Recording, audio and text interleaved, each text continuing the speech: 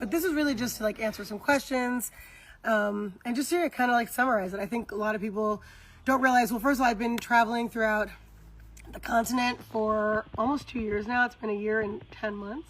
So I feel like I've got a good handle on at least my own opinion. And obviously, like, I absolutely love Kenya. That's where I settled. It's an amazing country with amazing people, amazing culture. Every culture, every city, obviously I'm from New York, so I'm no like, stranger to like a hustling and bustling city. But every city has like its pros and cons, right? And I think it's one thing to visit a place and to be there like on vacation. Because I'd been to Kenya before. I went to Kenya about 6 years ago. I went with my family, just like going on safari for Knight's birthday, and it felt like a completely different place, right? Because I wasn't there looking at it with eyes like to live, right? And so I think it changes, and especially because I was watching a lot of the YouTube videos, and I feel like a lot of people talk about like vacationing and sort of traveling through places, which is obviously valuable in every way because I'm a traveler and I love that. But I started thinking about just like living in these countries and kind of like, as I've been kind of for like months here and months there, like all over the place, it just changes and it changes your perspective and kind of, I wanted to sort of give that information. And especially, and I cannot say this enough, and I will continue to say it, so you'll keep hearing me say it over and over again. I cannot stress enough how important it is, I think, as a diaspora, number one, to invest in the continent. And guys, I am fully aware that it is not a country. Thank you. I hear that all the time, like somehow I don't know, which is ridiculous. But as a whole, right, I think that the borders were put there to cause dissension and distraction and division, right? And so I think I say the continent as a whole, Africa as a whole, because I think it's important. I am partial to where I'm partial to, but I don't care where anyone goes. I think that on the continent is where we need to be, and we need to be investing, right? How about Tanzania? Tanzania is fantastic. It's totally different. It neighbors, obviously, Kenya, but it's completely different culturally. Also temperature, it's hotter and more humid. So to me, Kenya, I should have mentioned this in my pros, Kenya has the best weather. I don't know if I said that, but it has perfect weather. It's like being in California, like all year round. So it's never too hot, never too cold, super comfortable. So that's amazing.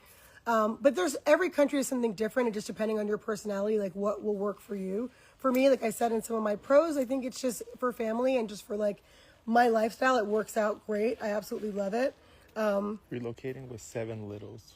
Ooh. Any advice? Oh gosh. Kenya. Okay, well, I have 3 littles, so I don't have 7. I'm like, wow, that's amazing.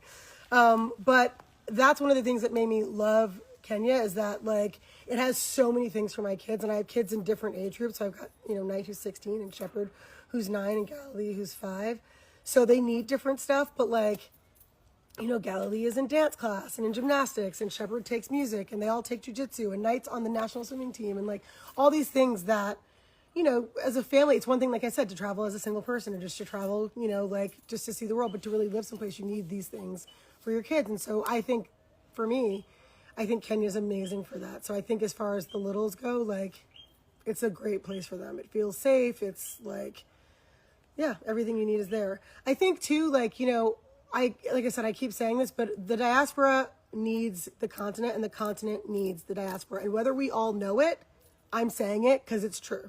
We need each other, and that's where the growth, that's where the wealth, that's where all of the power comes from, right? It's like we need each other equally. I think it goes both ways. And whoever doesn't agree with me, this is not the page for you. I'm moving to Kenya. What's the first thing I should do? Oh, someone moving to Kenya, what's the first thing you should do? Well, don't buy a car. I made that mistake. Actually, it wasn't, I ran into issues after. But I mean, I think the first thing you should do really is figure out what area you want to live in, right? So like get some Airbnbs, which I have to say, really dope about Kenya. Airbnbs are super cheap, like dirt cheap, right? So you can get like a 2-bedroom or like 3-bedroom place for a relatively like reasonable, like pretty reasonable price. So I would say like check out, people love Kilimani. Kilimani's great to like go hang out, but I didn't want to live there because it was too busy, right? That's my personal preference. So like Kilimani, Lavington, like there's all these Westlands, there's so many different areas. People live in Karen, like all the different things. So get some Airbnbs, take some time to like kind of move around and sort of see what works for you, because your lifestyle might be different than say people were like, oh, go here, and I'm like, the traffic was crazy, so that didn't work for me. But yeah, go try it out. When am I coming to Cape Town? Oh, I'm always in Cape Town. I love Cape Town. I love Cape Town. I'm in Cape Town all the time. I love the continent, honestly. And so, like, I've been investing all over. And so you guys will see me bouncing around. It's because I put my money where my mouth is. And I really think as I'm inspiring people to do it, it's because I'm doing it. And I'm seeing the benefits right away. Like, this is where we should be putting our money. Why don't buy a car? Because, well, in Kenya, it's a nightmare. Honestly, worst experience of my life. Like, I would be lying to you if I was saying anything else. It's been I own 3 hoopties. It's so bad. And it's just, which honestly, you know, in retrospect now, I'm like, oh, I could have taken all those, what I spent on the 3 hoopties and put them together and bought like something else. But I just, like, that's not how the car system works in America. So it's weird. Why is it so bad? Elaborate. It's bad because the pricing doesn't make any sense. And like to me, right? Again, I'm always speaking as an American. So any Kenyans who don't agree, it's like, whatever, you're Kenyan. Those are your issues. These are my issues. As an American, we price things a certain way, right? Like a used car, you know the value. You can pretty much go anywhere and it pretty much stays the same. You'll be in Kenya and you try to buy a car and it'll literally, no exaggeration, be like a 20-year-old car. And if it's a Toyota, they will literally charge you like upwards of like $60,000, which doesn't make any sense because it's an old ass car, right? Like, so it's things like that. And then as you start to like figure out, okay, well, this is what they're charging. These are the prices. Then you buy something and it's a lemon and there are no lemon laws, right? So it's like, you can't take it back. It's too complicated. Uber's super cheap. The only reason I needed a car is because my property is far away from where I live. So I needed to be able to go and drive to the bush daily. And this just made it really difficult. People are saying you need a 4-wheeler or no. Oh yeah, okay. In the city, you don't need a 4-wheel drive. Again, so you can buy a regular car. And that's a good point. I was buying 4-wheel drive cars because my property requires, it's off-roading to even get there right now. Like, I have to go through the bush to get there. So you need 4-wheel drive. It does change if you're not buying a 4-wheel drive car. You can drive throughout Nairobi without ever going 4-wheel drive. It's a regular city with regular roads. It has a freeway. All those things work. It's totally normal. Do you like Karen? I like Karen for what it is. I wasn't super in love with the history with Karen. I think that was part of it. Also, like, Karen for me was far away from everything else that I wanted to do. And it was just kind of like, it was like the obvious like suburb that everybody went to, but it's lovely. I mean, the houses are beautiful. That's without a doubt. Can you ship your car there? You can't ship your car there unless you're, okay, so first of all, I'm American, right? So I'm not sure if you're asking, you're American.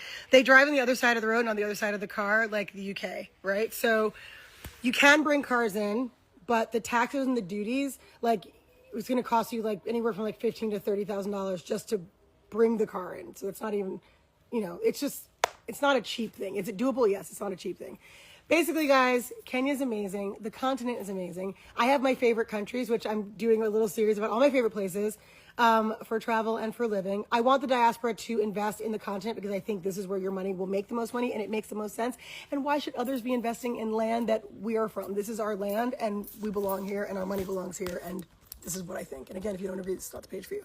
I don't care. Anyway, so those are my 2, 3, 4, 5 cents on it. If you have any more questions, I'm totally down to answer, but I just figured this would be easier. I absolutely love it. I believe in it with every fiber and being of my, like, part of my soul. I believe this is the gold rush. I think this is the best time to move there, to invest there, to travel there. There meaning here, the continent. I'm on the continent right now.